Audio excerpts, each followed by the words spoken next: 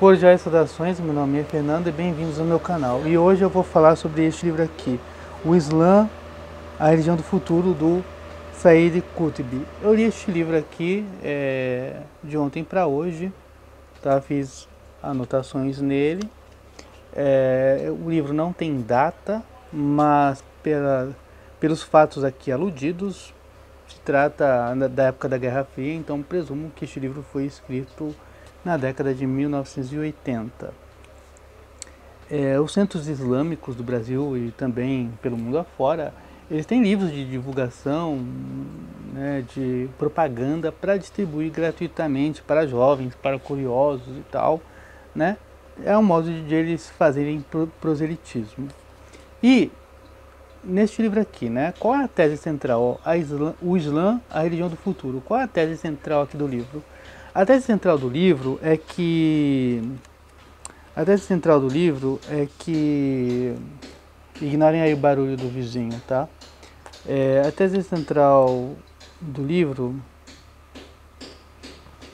é que o mundo ocidental vive numa esquizofrenia. Então, ao longo de 126 páginas, né, o autor vai voltar nesse tema da esquizofrenia. E o que ele entende por esquizofrenia? A esquizofrenia é porque o mundo ocidental acabou separando duas esferas da vida do ser humano, a vida religiosa e a vida política. A vida política é uma e tem suas próprias leis ditadas por legisladores independentes da religião, e você tem a religião. Então a religião é um assunto privado. E ele disse que isso é uma espécie de esquizofrenia, né?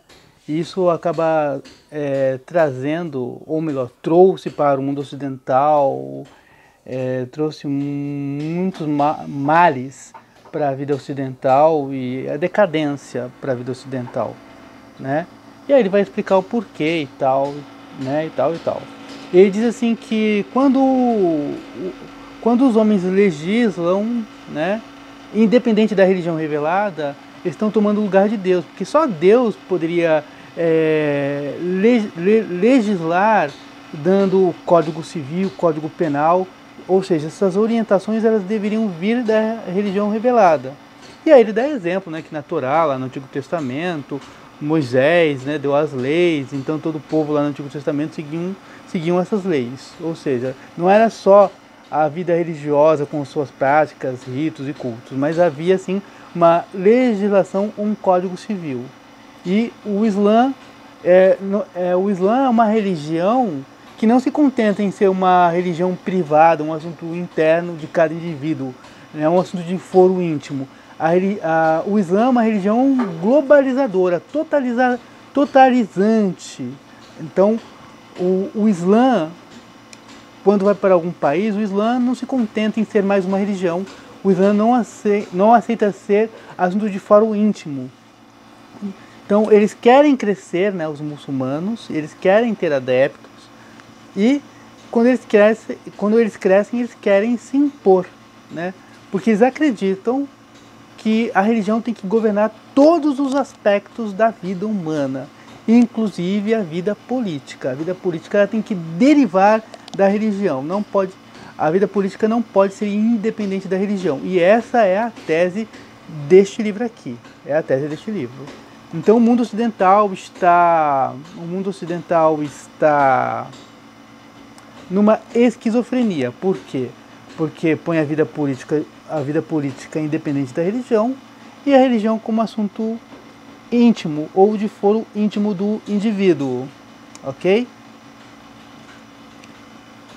E aí o autor ele vai fazer uma retrospectiva histórica até chegar aos dias atuais de como o cristianismo apostatou, deturpou, adulterou, traiu as palavras de Cristo Jesus.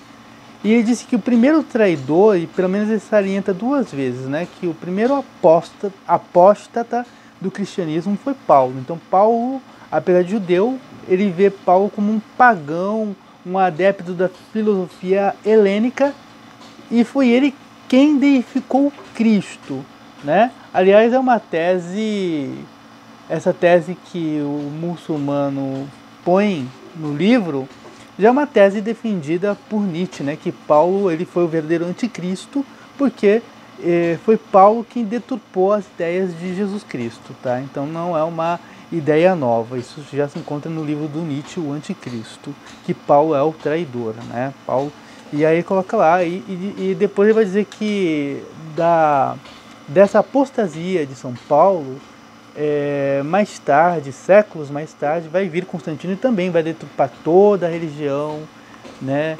E aí ele vai atacar a Igreja Ortodoxa, dizendo que a Igreja Ortodoxa, né, entre séculos 5 e 6, vai ter uma cisão, que vai ter a parte monofísica e a parte monarquista. A parte ortodoxa, né, vai ficar com o imperador.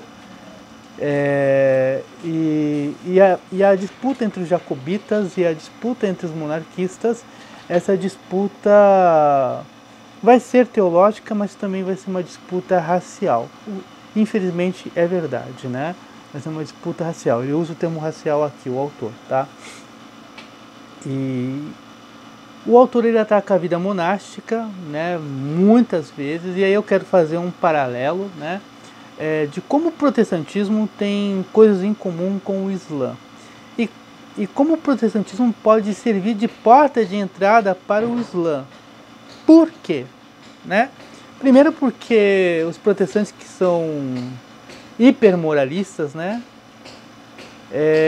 A moral dos protestantes em geral é uma moral derivada do Velho Testamento. Ou eles querem fazer a moral derivar do Velho Testamento, principalmente os calvinistas.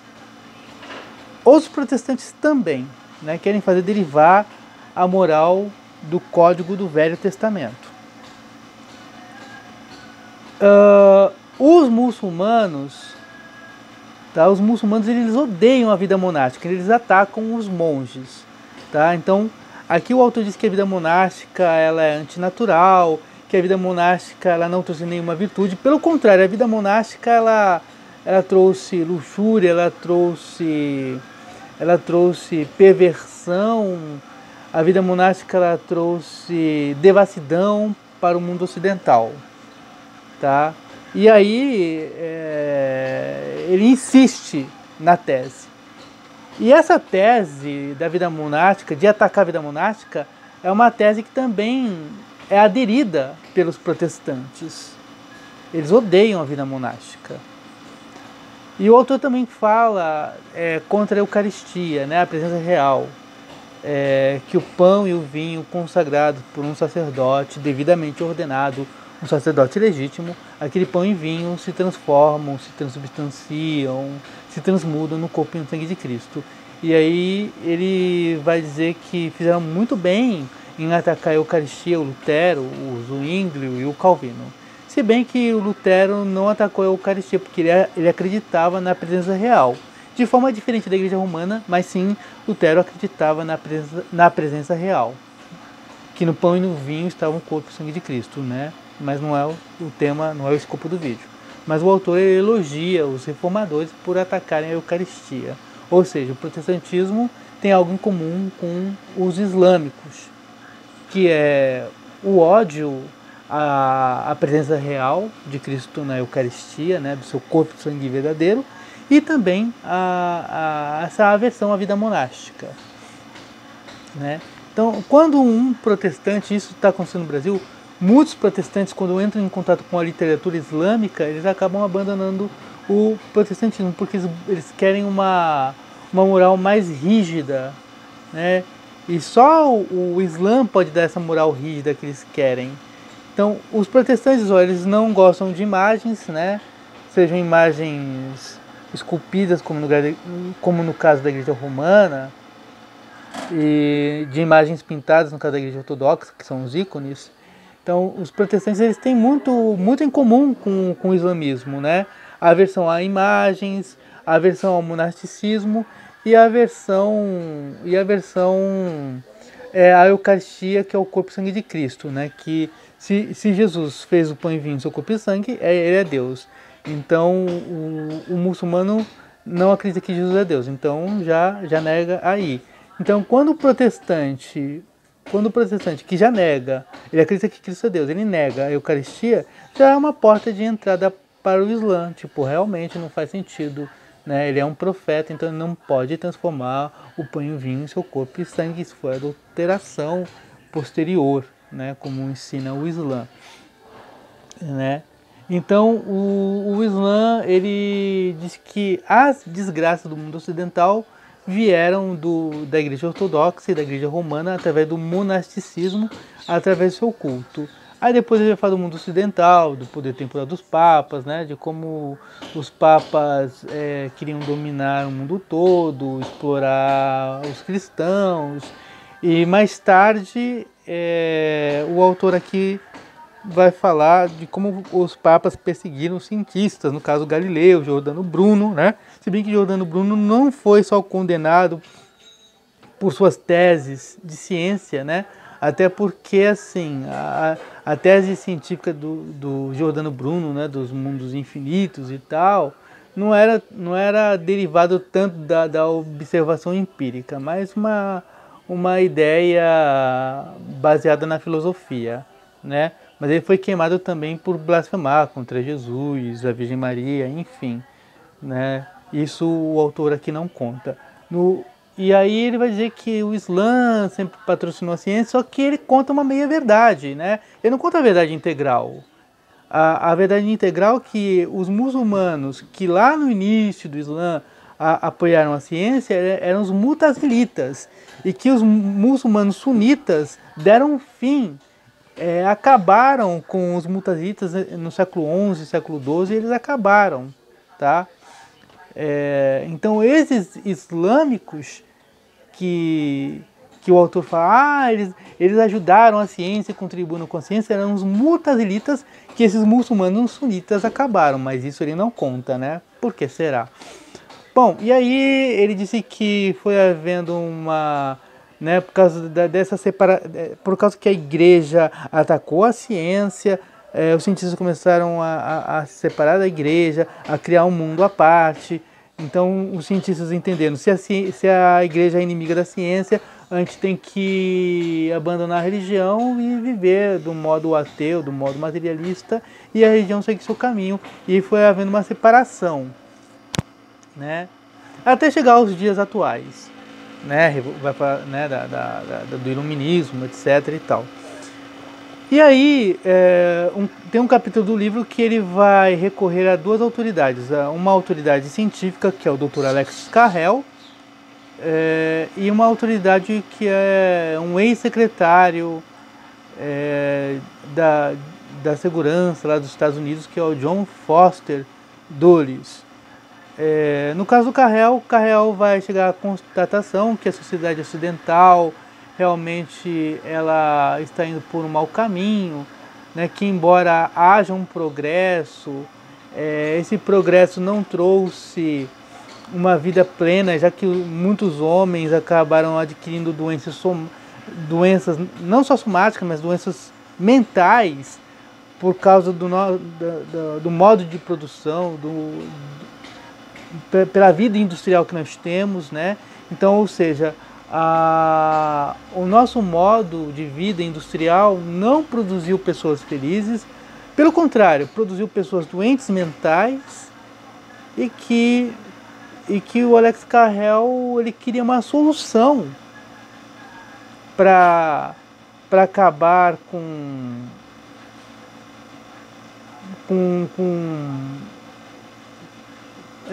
essa tese, né? Que ele via que o mundo ocidental estava perdido e ele não via esperança nesse modo de produção. Então, o Alex Carrel ele critica a sociedade. Há progresso, escreveu ele, né? Estou fazendo uma alusão, tá? Não estou citando, mas estou fazendo alusão ao texto. Então, há progresso? Há progresso. Né? Mas esse progresso não trouxe felicidade. Trouxe prosperidade, mas não trouxe felicidade, não trouxe libertação para o ser humano. Então o ser humano é um alienado. Nós temos o domínio da técnica, da ciência, mas ao mesmo tempo é como se fôssemos estranhos ao mundo que nós criamos. Então nós precisamos de uma solução. Mas o Alex Carrel não é capaz de oferecer uma solução. Depois, ele vai citar textos do John Foster Dulles, falando que o Dulles fala do alerta do comunismo, né, da propaganda comunista que está vindo para o mundo ocidental, e que o comunismo, sendo ateu e materialista, tem uma noção de justiça que a sociedade americana não tem, porque é uma sociedade individualista, né? É uma sociedade individualista e pautada no capitalismo, que é a usura. E aí o Dulles vai pedir para os clérigos, né, para os pastores, para os padres, reestruturarem a religião para que as pessoas voltem a ter aquela fé, de modo que nós possamos combater a ameaça do comunismo. Mas o Dulles, segundo o autor, ele também não foi capaz de dar a solução. E aí o autor do livro vai apresentar um capítulo, o Islã como o salvador do Ocidente, né? Então o Islã vai ser o Messias, vai ser o Cristo do mundo ocidental, se o Ocidente se curvar perante o Islã. Porque o Islã não quer ser uma religião de foro íntimo, né? De foro íntimo. O Islã não quer ser uma religião de foro íntimo. O Islã quer ser uma religião que quer dominar todos os aspectos da vida humana, não só na parte do culto, dos ritos, da literatura, mas também no governo. Então, se o mundo ocidental se curvar perante a soberania do Islã, para que o Islã possa governar, possa legislar, né, ditar as leis civis e penais, então o mundo ocidental vai florescer, tá? Essa é a tese do autor. Então, ou seja, o Islã é uma religião totalizadora, tá?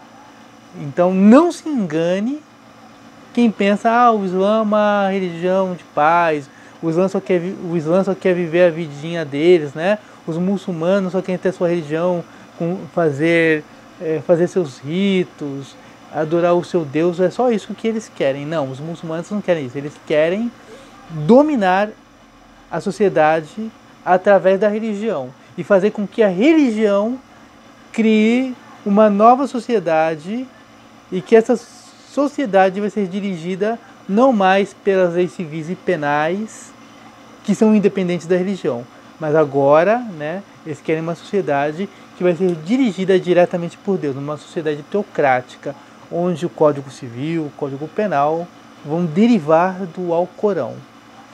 E está aqui neste livro, o autor fala o tempo todo, né, disso aqui neste livro, como o Islã, a religião do futuro. Tá? Então é uma religião globalizadora que pega todos os aspectos da vida humana, tá bom? E aí ele vai dizer que o cristianismo fracassou, né, porque o cristianismo é apóstata, né, e ele põe a culpa dessa apostasia no apóstolo Paulo, né, e depois, né, das supostas invenções do cristianismo como o monasticismo, que acabou trazendo perversão para o nosso mundo, né, já que é uma coisa antinatural, e que o monasticismo, além de não ajudar, ainda ajudou a piorar a situação do mundo ocidental, né? Essa é a tese do Said Qutb, que é o autor deste livro. Claro que ele fala em nome do Islã. E é isso, né? Acho que eu resumi bem resumido, e é isso, né? Então, o que eu quero dizer, repetindo, né, é que o Islã não quer ser uma religião de assunto privado, de foro íntimo. O Islã quer ser uma religião que permeia todos os aspectos da vida humana. Ela quer ser uma religião globalizadora, totalizadora da vida humana. Ela não se contenta em ser uma religião de foro íntimo, de assunto privado. Ela quer dominar tudo e todos, né? O autor faz muitos elogios ao Islã, mas se esquece de dizer, né, porque diz assim que o Ocidente tem essa esquizofrenia. O que é a esquizofrenia que te fala ao longo deste livreto? A esquizofrenia é a separação entre a religião e o Estado. A religião hoje é assunto privado e o Estado tem suas próprias leis independente da religião revelada. Para o autor a religião revelada ela tem que governar, ela tem que ditar as leis. O autor insiste muito nisso. Então o Ocidente caiu porque tem essa esquizofrenia. Então, ou seja, o indivíduo no assunto privado ele pratica a sua religião, que muitas vezes entra em contradição com as leis civis e penais do seu país, porque são derivadas da Constituição, essas leis feitas por homens que ou são ateus ou indiferentes e por não serem sábios fazem leis erradas, que vão dirigir o mundo para uma vida errada, que vai dirigir o Ocidente para o fracasso e para o caos, porque eles não conseguem contemplar, porque eles não conseguem traduzir os anseios dos homens e aí eles provocam essa esquizofrenia, essa dicotomia, essa vida dupla que as pessoas têm que viver. Assunto privado, que é a religião, e o assunto civil e penal e assuntos do Estado separados, que são outra esfera que todos têm que seguir, né? E é isso. Bom, mas o Islã, né, esqueceu de dizer que enquanto existia o Império Otomano, e o Império Otomano não tinha leis civis independentes da religião. Pelo contrário, né, o Império Otomano o Império Otomano foi dirigido por Deus.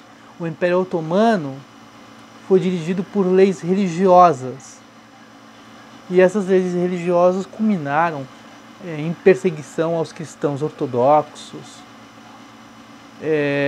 na morte de 1,5 milhão de armênios em 1915, em 200 mil cristãos assírios mortos, e por tantos outros centenas de milhares de gregos ortodoxos cristãos mortos. Né? Muitos monges foram mortos no Império Otomano. Né? Então, cadê essa maravilha? Cadê essa propaganda? Né? Porque essa propaganda do mundo maravilhoso, do Éden restaurado, só existe no livro, né? Na realidade, não existe.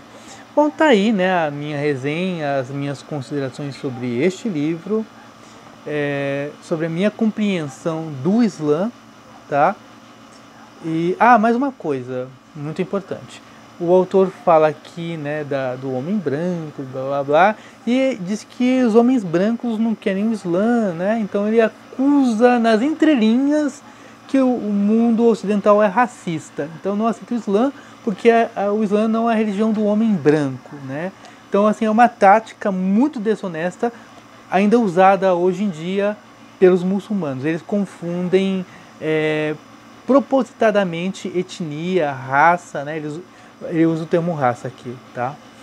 Eles confundem etnia com religião, né? Como se ser muçulmano é sinônimo de ser árabe. Ser muçulmano tem a ver com a cor da pele, com a etnia, com o fenótipo de um povo. E isso é muito desonesto, né? Que é usado muito hoje e a esquerda lacradora caiu nesse golpe de marketing, né? Bom, mas agora sim, eu vou encerrar o vídeo. Deixa aí o seu joinha se você gostou deste vídeo. Comenta o que você achou deste vídeo. Se você sabia que o Islã é uma religião totalizadora, se você sabia, se você não sabia, deixa aí nos comentários. É a primeira vez que apareceu aqui, seja bem-vindo, seja bem-vinda. Aperte o sino de notificações para ser avisado de novos vídeos. Compartilhe esse vídeo com seus amigos e até o próximo vídeo. Fui!